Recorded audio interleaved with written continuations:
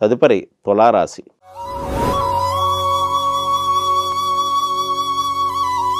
తులారాశి వారికి ఈ వారం గ్రహస్థితిని కనుక మనం పరిశీలించినట్లయితే వీరికి జన్మరాశిలో శుక్ర సంచారం, సప్తమ స్థానంలో గురుని సంచారం నడుస్తూ, ద్వితీయ స్థానంలో కుజ సంచారం, తృతీయంలో రవి బుధుల యొక్క సంచారం, పంచమ స్థానంలో శని యొక్క సంచారం, షష్ఠ స్థానంలో రాహు సంచారం, వ్యయ స్థానంలో కేతు సంచారం నడుస్తుంది. ఈ రాశి వారికి రాశ్యాధిపతి అయినటువంటి శుక్రుడు జన్మరాశిలో సంచారం చేస్తూ గురుని యొక్క వీక్షణ పొందడం వలన అనుకున్న వ్యవహారాలన్నీ కూడా అనుకున్నట్లు పూర్తి చేస్తుంటారు. విందు వినోద కార్యక్రమాలపై మక్కువ ప్రదర్శిస్తూ ఉంటారు. ఆర్థికపరమైనటువంటి విషయాల్లో ధన రాబడి బాగున్నప్పటికీ కూడా వచ్చిన ధనం వచ్చినట్లు ఖర్చుగును. అలాగే కుటుంబ సభ్యుల యొక్క ఆరోగ్య విషయంలో మాత్రం కొంత జాగ్రత్త వహించవలసి ఉండును. వీరికి తృతీయ స్థానంలో రవి బుధుల యొక్క సంచారం వల్ల ప్రభుత్వ వ్యవహారాలన్నీ కూడా అనుకూలదాయకంగా నడుచును. ముఖ్యంగా అడ్మినిస్ట్రేషన్ రంగం వారు ఎవరైతే ఉంటారో వారికి అనుకూలమైనటువంటి ఫలితములుగా ఈ వారం మనం చెప్పవచ్చు. అలాగే గృహ వస్తు వాహన మూలకమైనటువంటి విషయాల్లో అభివృద్ధికరమైనటువంటి ఫలితములుగా చెప్పవచ్చు.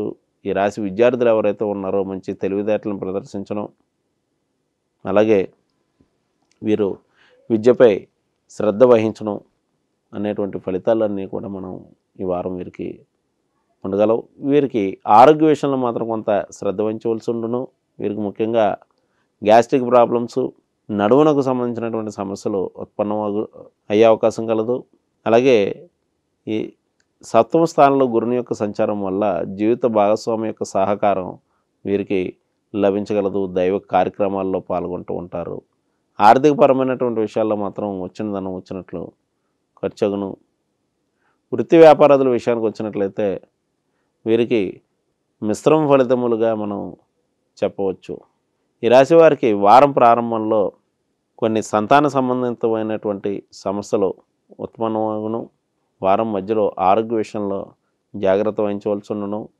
వారం చివరిలో వృత్తి వ్యాపారాదులు అభివృద్ధికరంగా ఉండును. జీవిత భాగస్వామి యొక్క సహాయ సహకారములు లభించగలవు.